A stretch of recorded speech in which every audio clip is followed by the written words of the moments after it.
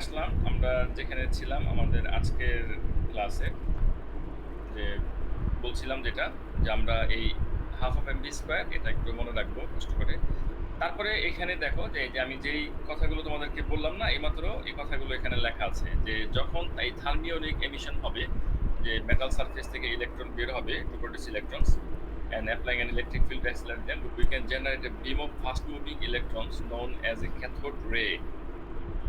এটা কতটুকু বুঝতে পারছো যে এই যে আমি একটু সমালোচনা করি টেক্সট বুকটার, মানে আমরা ক্রিটিসাইজ শিখেছি ফিজিক্সে ক্রিটিসাইজ করতে হয়। এখানে একটা ডায়াগ্রাম দিলে পারতো। এই যে এখানে যে এক্সপ্লেনেশনটা দিয়েছে না, এটা যে কোনো একজন টিচারের জন্য বোঝানোটা ডিফিকাল্ট যদি এখানে একটা ডায়াগ্রাম না থাকে। তোমরা দেখো এখানে কি কি লিখেছে, তোমরা কিভাবে ইমাজিন করবা। ইউজিং থার্মিওনিক এমিশন, থার্মিওনিক এমিশন তোমাদেরকে একটু আগে আমি এক্সপ্লেন করেছি যে যখন হিট দেওয়া হয় তখন ইলেকট্রন বের হয় সারফেস থেকে, মেটাল সারফেস থেকে হিটের কারণে। এটাকে বলা হয় thermionic emission. Produce electrons, electron produce হইলো, চমৎকার কথা। and applying and applying an electric field to accelerate them, applying an electric field to accelerate them, ঠিক আছে, অ্যাপ্লাই করছে ইলেকট্রিক ফিল্ড, অ্যাপ্লাই করছে। এক minute,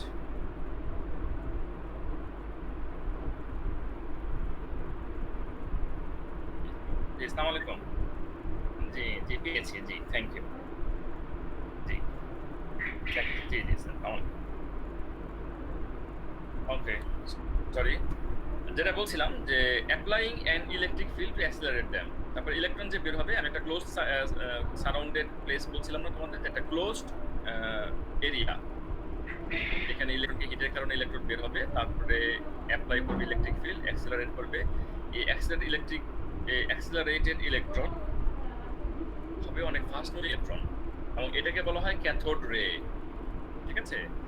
if this beam of electrons passes through a further electric field or magnetic field, আরো electric field এবং magnetic ফিল্ডের ভিতর দিয়ে যাবে, গিয়ে তারা আরো ফোর্স তাদের উপরে পড়বে, আরো ফোর্স জোরে জোরে সরে যাবে আর কি, আরো ফোর্স দিয়ে আরো অ্যাক্সিলারেট করবে, ফার্দার ইলেকট্রিক ফিল্ড এবং ম্যাগনেটিক ফিল্ডের কারণে আরো অ্যাক্সিলারেট করবে, আরো বেশি ফোর্স সহকারে যাবে। এটা হচ্ছে the force produced on the beam of electrons will cause it to deflect. একটা সময় ডিফ্লেক্ট করবে কেন, যে ম্যাগনেটিক ফিল্ড যদি থাকে তখন ডিফ্লেক্ট করবে।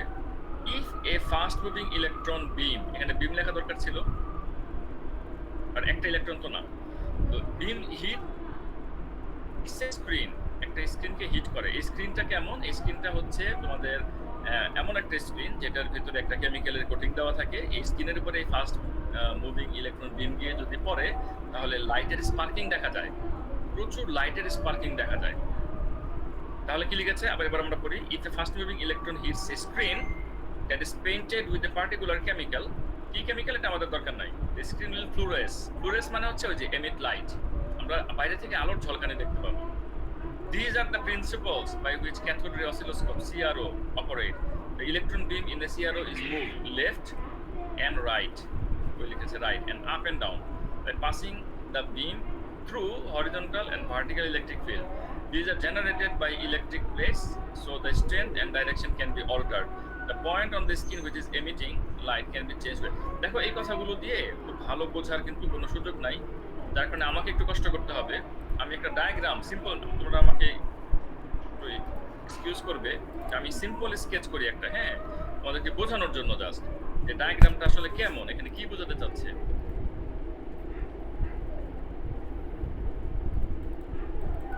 Do not mind about my diagram, হ্যাঁ।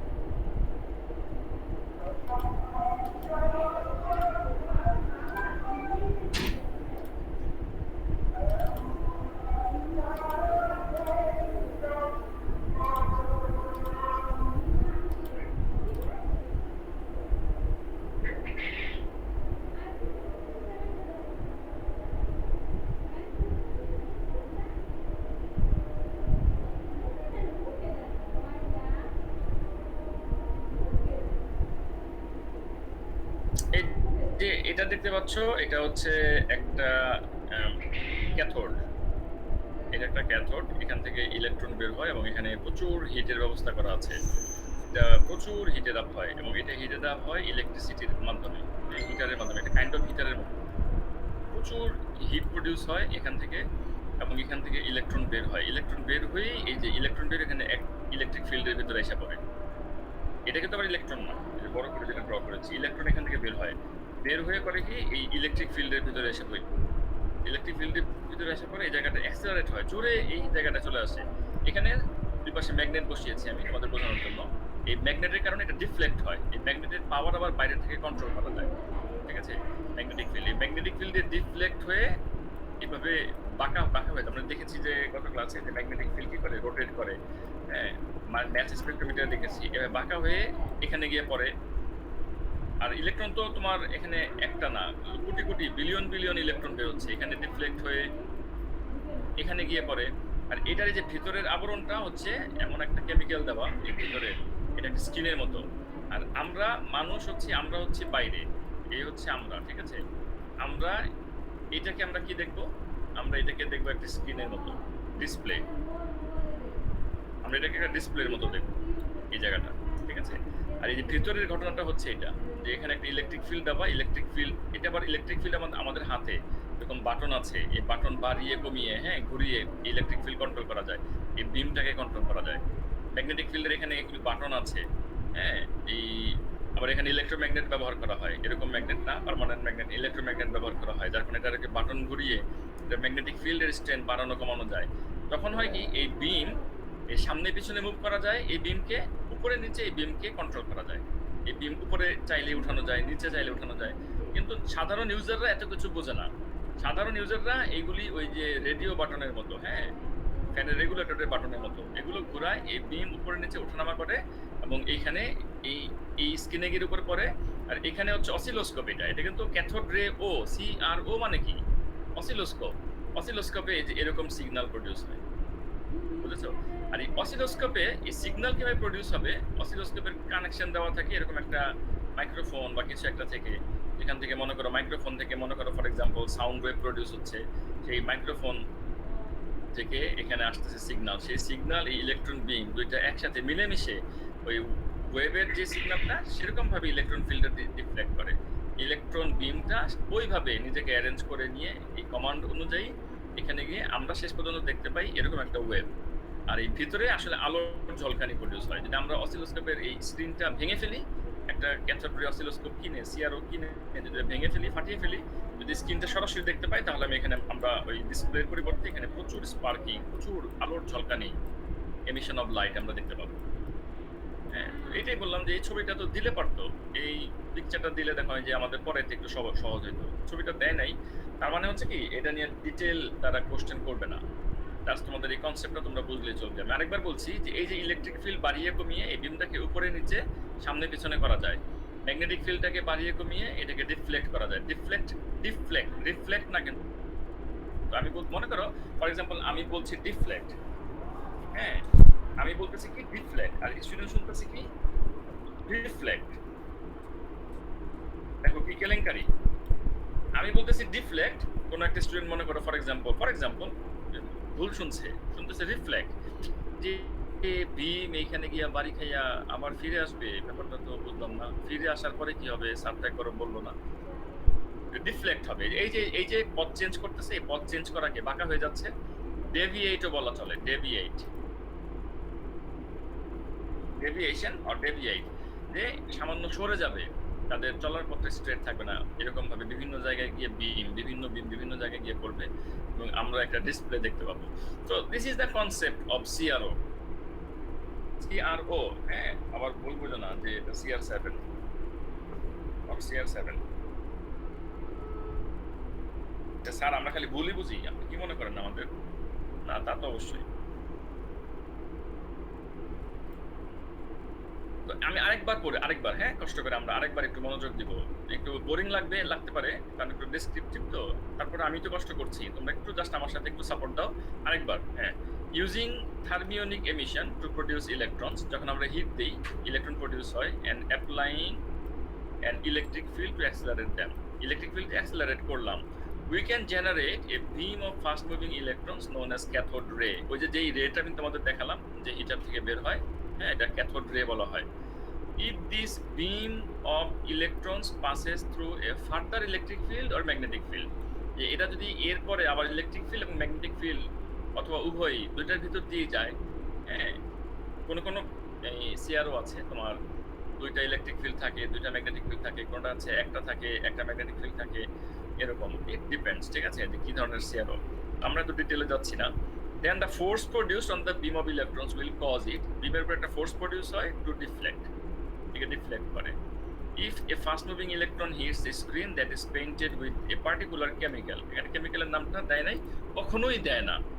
এই আমরাও ছোটবেলা থেকে পড়ে আসতেছি যে এখানে যে কি ধরনের কেমিক্যাল থাকে কখনোই পাওয়া যায় না। তারপরেও আমি জানি কি ধরনের কেমিক্যাল। সচরাচর জিঙ্ক সালফাইডের কোটিং থাকে, আমি তোমাদের বলে দিচ্ছি, যদিও দরকার পড়ে না। সচরাচর জিঙ্ক সালফাইডের কোটিং থাকে, কারণ জিঙ্ক সালফাইড ZnS খুব সহজ কেমিক্যাল, হ্যাঁ, আমরা বললেই পারবো যে জিঙ্ক সালফাইডের কোটিং এ থাকে, তখন এই ধরনের ওই এনার্জির এক ধরনের তোমার এমিশন হয় এবং energy comes in the form of light, যেটা তোমাদেরকে বলছিলাম। The screen will fluoresce. Fluoresce মানে হচ্ছে জ্বলে উঠবে। Fluoresce মানে শব্দের অর্থ হচ্ছে জ্বলে ওঠা। The screen will fluoresce, it will emit light. These are the principles by which cathode ray oscilloscope CRO operate. The electron beam in a CRO is moved left and right, up and down. যেটা আমি তোমাদেরকে বলেছি, যে আমি ছবিতে দেখিয়েছি, যে electron বিমটা left to right, up and down move করানো যায় নব ঘুরিয়ে ঘুরিয়ে। আমাদের হাতে বাটন থাকবে, এটা ঘুরিয়ে ঘুরিয়ে আমরা bypassing the beam through horizontal and vertical electric field. Horizontal এবং ভার্টিক্যাল ইলেকট্রিক ফিল্ড থাকে, আমি যেটা দেখিয়েছি এটা হচ্ছে vertical electric field. Horizontal electric ফিল্ডও থাকে, মানে সামনে পেছনে কন্ট্রোল করার জন্য, ঠিক আছে। These are generated by electric plates, so the strength and the direction can be altered. এগুলো জেনারেট করা হয় ইলেকট্রিক প্লেট দিয়ে, যাতে স্ট্রেংথ এবং ডাইরেকশন ক্যান বি অল্টার্ড মানে যে স্ট্রেংথ বাড়ানো যায়, কমানো যায়, ডিরেকশন উপরেও বিমটাকে নেওয়া যায়, বিমটাকে নিচেও নেওয়া যায়, বিমটাকে স্ট্রেটও ফেলানো যায়, যে কোনো জায়গায় স্ক্রিনের উপরে বিমটাকে ফেলানো যায়। এটাকে বলা হয় অল্টারিং, হ্যাঁ, স্ট্রেংথ অ্যান্ড ডাইরেকশন। এগুলো এমসিকিউ কোশ্চেন আকারে আসতে পারে, যে স্ট্রেংথ অ্যান্ড ডাইরেকশন দেখো কোন জায়গায় কি ইনফরমেশন দেয়া আছে। The point on the skin which is emitting light can be changed quickly and easily.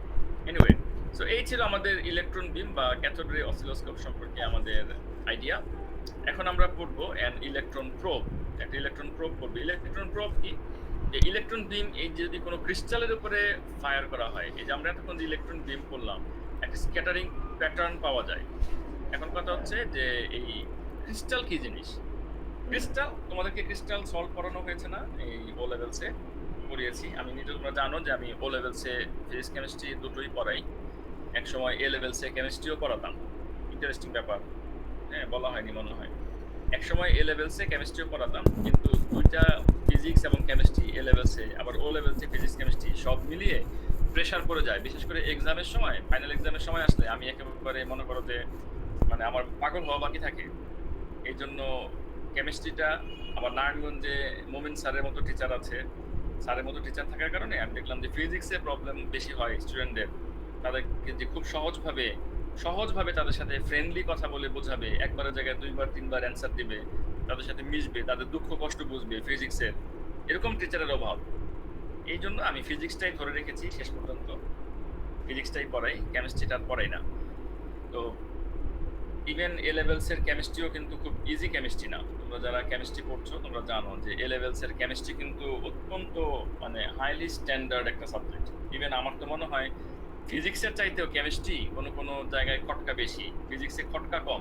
Physics হয়তো তোমার পড়তে ইমাজিন করতে প্রবলেম হচ্ছে, কিন্তু একবার যদি ইমাজিন করতে পারো এটার মধ্যে কোনো ঝামেলা নাই।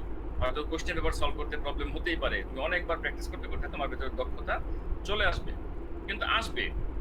ওই কেমিস্ট্রিতে তুমি এত ইমাজিন, আসলে ওখানে তো ইমাজিনেশন নাই, ইনফরমেশন মেমোরাইজ রাখতে হয়। এত ইনফরমেশন মেমোরাইজ স্টুডেন্টসরা আসলে রাখতে পারে না, ঠিক আছে।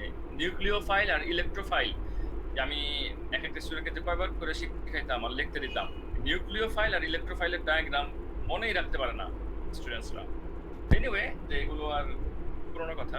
যেটা বলছি, ক্রিস্টাল হচ্ছে আমরা কেমিস্ট্রিতে যে পড়েছি বিভিন্ন সল্টের ক্রিস্টাল বানানো, ক্রিস্টাল সল্ট, সেটা হতে পারে তোমার সোডিয়াম সালফেট, সেটা হতে পারে কপার সালফেট, সেটা হতে পারে ম্যাগনেসিয়াম সালফেট অথবা এনি কাইন্ড অফ কেমিক্যাল যেটা জমাট বাঁধে সেটাকে বলা হয় ক্রিস্টাল। আমি আবার বলছি ক্রিস্টালের অর্থই বোঝে না পোলাপান। যে স্যার ক্রিস্টাল তো তাও বুঝলাম না। ভাই যেকোনো যেই কেমিক্যাল জমাট বাঁধা ওই কেমিক্যালের কিছু একটা অংশকে, ছোট্ট একটা পিসকে ক্রিস্টাল বলে। ওই ছোট্ট একটা পিসকে ল্যাটিসও বলা যায়। মানে ল্যাটিস আর ক্রিস্টাল এগুলোর মধ্যে খুব বেশি পার্থক্য নাই। ল্যাটিস হচ্ছে যেকোনো জিনিসের ছোট্ট একটা টুকরা, ছোট্ট একটা পিস। সেটা সল্টের হইতে হবে এমন কোনো কথা নাই। আর কেমিক্যালের হইতে হবে এমন কোনো কথা নাই। ল্যাটিস একটা মেটাল ল্যাটিসও হইতে পারে। একটা মেটালের টুকরা, আয়রনের টুকরা এটাও একটা ল্যাটিস। কিন্তু ক্রিস্টাল যখন চলে আসবে, ক্রিস্টাল হচ্ছে পার্টিকুলারলি শুধুমাত্র কেমিক্যালস এর জন্য। ক্রিস্টাল আবার তোমার ওই মেটালস এর জন্য ক্রিস্টাল শব্দটা অ্যাপ্লিকেবল না। ঠিক আছে? এইজন্য ক্রিস্টাল হচ্ছে পার্টিকুলারলি কেমিক্যাল। বিশেষ করে সল্ট। সল্ট জাতীয় কেমিক্যালকে বুঝাইতে ক্রিস্টাল ব্যবহার করা হয়। এছাড়া বিভিন্ন কেমিক্যালস যেগুলো জমাট বাঁধে, আবারও বলছি যেসব কেমিক্যালস জমাট বাঁধে তাদেরকে ক্রিস্টাল বলা হয় সচরাচর। হ্যাঁ? যেমন পানি, পানি জমাট বাঁধে, আইস হয়। আইসের ক্রিস্টাল এটা খুব কমন একটা শব্দ, তাই না? তোমরা সবাই শুনে থাকো যে ক্রিস্টাল অফ আইস, হ্যাঁ? রেফ্রিজারেটরের বিজ্ঞাপন যারা করে তারা সবসময় আইসের ক্রিস্টাল নিয়ে বলে যে খুব সুন্দর ক্রিস্টাল হয়, স্বচ্ছ ক্রিস্টাল হয়। এই স্বচ্ছ ক্রিস্টাল মানে কি?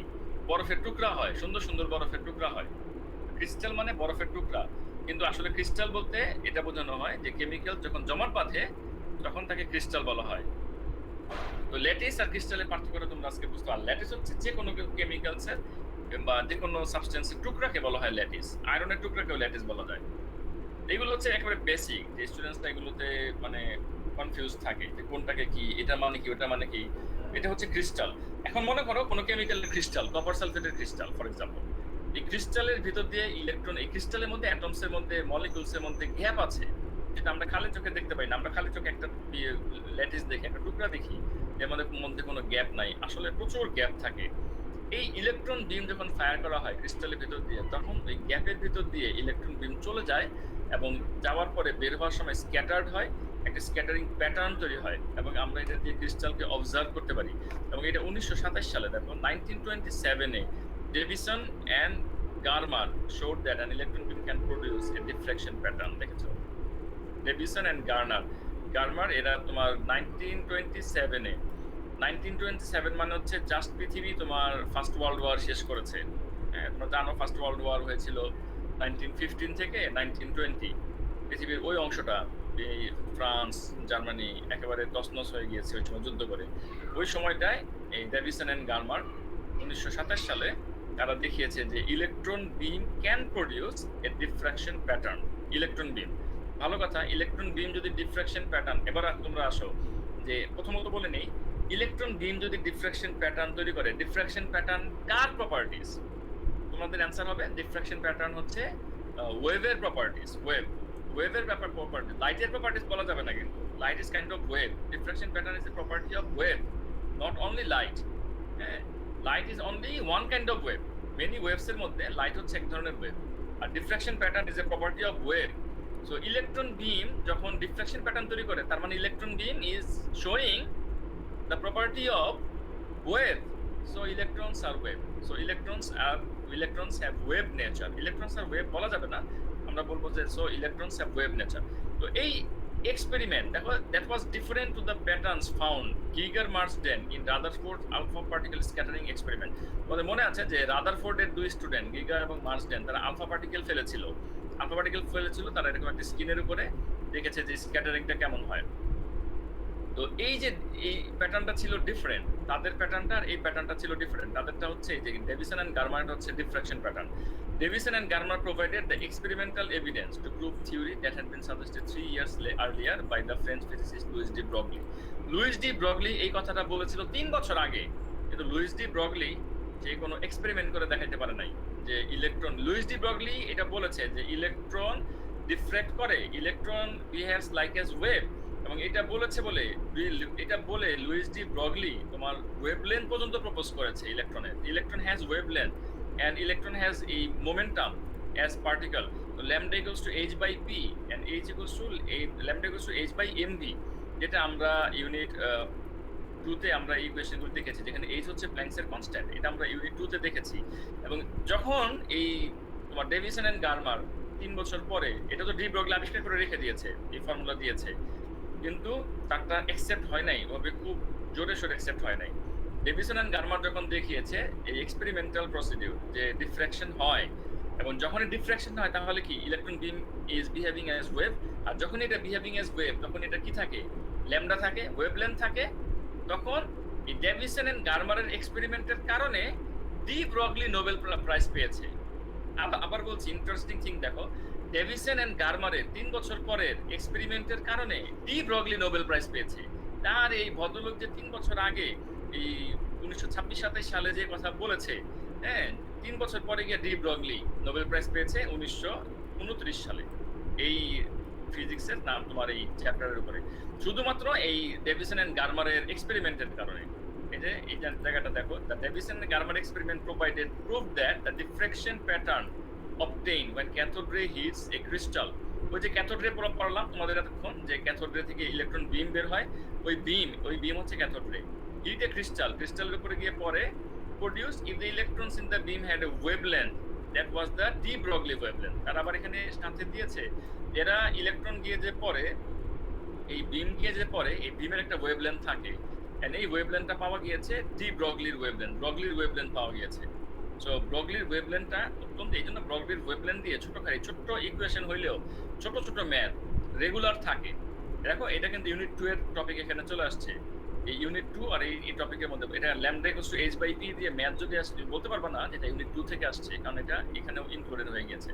আমি নেক্সট চলে যাই, যে এখানেই দেখো এখানে একটা স্ক্রিন দেওয়া আছে, এই যে ডিফ্রাকশন প্যাটার্ন যে তৈরি হয়েছে মলিকুলার স্ট্রাকচার ক্রিস্টালের মধ্য দিয়ে, ক্রিস্টালের ভিতর দিয়ে পড়ে ডিফ্রাকশন প্যাটার্নটা এরকম দেখা যাচ্ছে। যাই হোক, আমরা এটা আমাদের হচ্ছে এখানে একটা ম্যাথ আছে, এখানে আমাদের সময়টা দেখা, আমি ডিটেইল কথা আলোচনা করতে গিয়ে এখানে আমাদের টাইমটা খুবই শর্ট হয়ে গিয়েছে। একটা আমাদের অ্যাক্সেলারেট ভোল্টেজ 2000 ভোল্টস এখানে দিয়েছে, আমাদের ওয়েভলেন্থটা কত হবে, ল্যাম্বডা কত হবে। আমাদের প্রথমে যে ই কে বের করবে, kinetic energy equals two EV, এই ভিটা ব্যবহার করবে আগের মতো। কাইনেটিক এনার্জি বের করে, so kinetic energy equals to half of M V square, সেখান থেকে ভি বের করবে, এখানে ভি বের হয়েছে। প্রথমে বের করলো kinetic energy, half of M V square থেকে ভি বের করলো, তারপরে এই যে এই formula lambda equals to h by mv, এটা হচ্ছে de Broglie formula, h by momentum, যেটা হচ্ছে মোমেন্টাম, যেহেতু ইলেকট্রন মুভ করে so it has momentum mv, মোমেন্টামকে শর্ট ভেঙে আমরা লিখতে পারি মাস মাল্টিপ্লাই ভেলোসিটি। এই মাসটা হচ্ছে ইলেকট্রনের মাস, দেখো তোমরা দেখতে পাচ্ছ 9.11 মাল্টিপ্লাই 10 টু দ্য পাওয়ার -31, এটা তোমাদের কোশ্চেন পেপারে দেওয়া থাকবে, মেমোরাইজ করা দরকার পড়বে না। এবং ভেলোসিটি হচ্ছে 2.65 মাল্টিপ্লাই 10 টু দ্য পাওয়ার 7, যেটা আমরা এখানে পেয়েছিলাম। এবং এটা হচ্ছে প্ল্যাঙ্কসের কনস্ট্যান্ট, এটা মেমোরাইজ করা লাগবে না, 6.63 মাল্টিপ্লাই 10 টু দ্য পাওয়ার -34। আমার এগুলো মেমোরাইজ আছে কেন, আমি ছোটবেলায় খুব আগ্রহ পেতাম এগুলো পড়ার সময়, যখন তোমাদের মতো বয়সে, তখন আগ্রহ নিয়ে পড়তাম যে আরে এই প্ল্যাঙ্কসের কনস্ট্যান্ট এইটা, ইলেকট্রনের মাস এইটা, আমি এটা হিসাব করতাম। আমি একদিন এটা হিসাব করতে শুরু করলাম যে এটা কত ছোট হতে পারে, এটা তো আসলে 10 টু দ্য পাওয়ার 31 দিয়ে এটাকে ডিভাইড করা, 0.0009911 এরকম একটা অবস্থা। তাহলে কত ছোট, চিন্তা করো, এইভাবে ভাবতে এগুলো একসময় আমার মাথায় বসে গিয়েছিল। মেমোরাইজ করার দরকার নাই, তোমাদেরকে বলে দেয় মেমোরাইজ করতে। এখানে একটা সিম্পল এক্সপেরিমেন্ট দিয়েছে, যদিও এটা আমাদের কোনো গ্রাফ বা কিছু নাই, জাস্ট আমরা একটা ইউনিট 6 লিখে রাখবো, আমরা এগুলো ডিটেইল দেখবো এগুলোর ব্যাপারে, কোশ্চেন পেপার থেকে। প্র্যাকটিক্যাল স্কিল হচ্ছে যে এই ধরনের একটা এই যে দেখো ডিফ্রাকশন প্যাটার্ন তৈরি হয়েছে, এই ডিফ্রাকশন প্যাটার্নের রেডিয়াস মেজার করা হবে, রেডিয়াস মেজার করে এই ডিফ্রাকশন প্যাটার্ন কি ধরনের ডিফ্রাকশন প্যাটার্ন, কোন কেমিক্যালের সাথে কোন কেমিক্যালের কি ডিফারেন্স হচ্ছে সেটা বের করা যাবে। যে এক ধরনের কেমিক্যালের জন্য এরকম একটা সার্কেল, অন্য একটা কেমিক্যাল ইউজ করলে, হ্যাঁ, এটা কিন্তু এখানে সাপ্লাই ভোল্টেজ দেওয়া হচ্ছে, এটা আর কিছু না, এটা হচ্ছে জাস্ট ওই যে ক্যাথোড রেটা গিয়ে স্কিনে পড়ে যে ডিফ্রাকশন প্যাটার্ন, ক্যাথোড রেটা তোমার কেমিক্যালের মধ্যে পড়ে ডিফ্রেক্ট হয়ে যে ডিফ্রাকশন প্যাটার্ন, এটা হচ্ছে সেইটা। আমি আবার বলছি যে ক্যাথোড রে বা ইলেকট্রন বিম, এটা কোন একটা কেমিক্যালের মধ্য দিয়ে পড়ে যে প্যাটার্ন তৈরি করেছে, ডিফ্রাকশন প্যাটার্ন, সেই প্যাটার্নটা হচ্ছে এটা। আমরা সরাসরি দেখলাম এটা একটা সার্কুলার প্যাটার্ন, দেখো এটা রেডিয়াসটা মেজার করে আমরা বিভিন্ন এই কেমিক্যালসের মধ্যে আমরা এটার ডিফারেন্সটা বের করতে পারবো। এই ধরনের একটা কথা এখানে লেখা আছে যে ক্যালকুলেশন ফ্রম ডি ব্রগলিস হাইপোথিসিস, এটাও এখানে পারফর্ম করা যাবে যদি পর্যাপ্ত ইকুয়েশন এখানে দেওয়া থাকতো, আমরা অন্য সবকিছুর ভ্যালু দেওয়া থাকলে একটার ভ্যালু বের করা, so it's not a difficult one. The idea of electrons acting as waves has enabled scientists to study the structure of crystal, যেটা আমি তোমাদেরকে এতক্ষণ অলরেডি বলেছি যে ক্রিস্টালোগ্রাফিতে এটা ব্যবহার করা হয় এই কারণে এটা বিরাট একটা নতুন দিগন্ত ওপেন করে দিয়েছে যে গ্যাপের ভিতর দিয়ে যখন যায়, কারণ এটার ইলেকট্রন বিম তো এটা তো তোমরা বুঝতে পারছো যে এটার ওয়েভলেন্থ কত ছোট হয়, এটা অনেক ছোট সাইজের গ্যাপের ভিতর দিয়ে যায়, যেটা অন্য কোনো লাইট ওয়েভ দিয়ে যেটাকে কম্পেয়ার করা যায় না, যেটাকে লাইট ওয়েভ দিয়ে ডিফ্লেক্ট হতে পারে না। লাইট ওয়েভের ওয়েভলেন্থের চাইতে এই ছোট ছোট গ্যাপ, যেটা কেমিক্যালসের গ্যাপগুলো অনেক ছোট লাইট ওয়েভের ওয়েভলেন্থের চেয়ে, তখন লাইট ওয়েভ কি করে রিফ্লেক্ট হয়ে ফিরে আসে, ভিতর দিয়ে পাস করতে পারে না, তো কাজ হয় না। ইলেকট্রন বিম এটা তোমার চমৎকার ভাবে এটার ভিতর দিয়ে চলে যায়। আর ইলেকট্রন বিমের ব্যাপারটা তো এমন না যে আমি তুমি একটা টর্চ লাইট কিনলাম ওখান থেকে ইলেকট্রন বিম বেরোচ্ছে, ব্যাপারটা এরকম। ইলেকট্রন বিমের জন্য একটা closed surface experiment, closed container, এরকম একটা টিউব, এরকম মেশিনারিজ এগুলো লাগবে, যেগুলো আমাদের বানানো সম্ভব না, আমাদের কিনে আনতে হবে, এটা পাওয়া যায়। In other words they spread out, মানে হচ্ছে ডিফ্রেকশন মানে আসলে স্প্রেড আউট, একটা গ্যাপের ভিতর দিয়ে যাওয়ার পরে গ্যাপটাকে অতিক্রম করে যাওয়ার পরে তারপরে যখন ছড়িয়ে যায় এটার নামই আসলে ডিফ্রেকশন। এটা তো খুবই সহজ, খুব ভালো লেগেছে আমার। In other words they spread out, যে এই যে সহজ করে কথা বলা সবসময় উচিত। যে ডিফ্রেকশন, আমি কখনো এটাকে, যে ডিফ্রেকশন মানে হচ্ছে ভাই ছড়িয়ে যাওয়া, একটা গ্যাপের ভিতর দিয়ে যাওয়ার পরে ছড়িয়ে যায়। তুমি পানি দিয়েও ডিফ্রেকশন বাথরুমে তৈরি করতে পারবা, বাথরুমে একটা ব্যারিকেড দাও, ব্যারিয়ার দাও ফ্লোরে, পানিটাকে আস্তে করে ছেড়ে দাও, ওই গ্যাপ দিয়ে পানিটাকে পাস করে দাও, গ্যাপের পরে ওই পাশে দেখবা যে পানি ছড়িয়ে যাচ্ছে, এটাকে বলা হয় diffraction. The degree of diffraction is spreading. এটা ডিপেন্ড করবে কিসে? Depends on the ratio of the size of the gap and the wavelength of the wave. এই গ্যাপের সাইজ মনে করো যে এক একজনের এক এক রকম, এক একটা কেমিক্যালের সাইজ কি হবে এক এক রকম, আর তখন এইটার এই ওয়েভলেন্থের সাথে তখন তার কি হবে একটা রেশিওর কম্পারিজন চলে আসবে।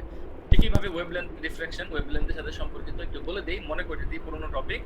যদি ওয়েভলেন্থের সমান হয় গ্যাপ সাইজ তাহলে ডিফ্রাকশন হবে অনেক বেশি, যদি ওয়েভলেন্থ বড় হয় তাহলে ডিফ্রাকশন হবে কম, আর ওয়েভলেন্থ যদি ছোট হয় তাহলে কোনো ডিফ্রাকশন হবে না, ভেতর দিয়ে পাস করে চলে যাবে।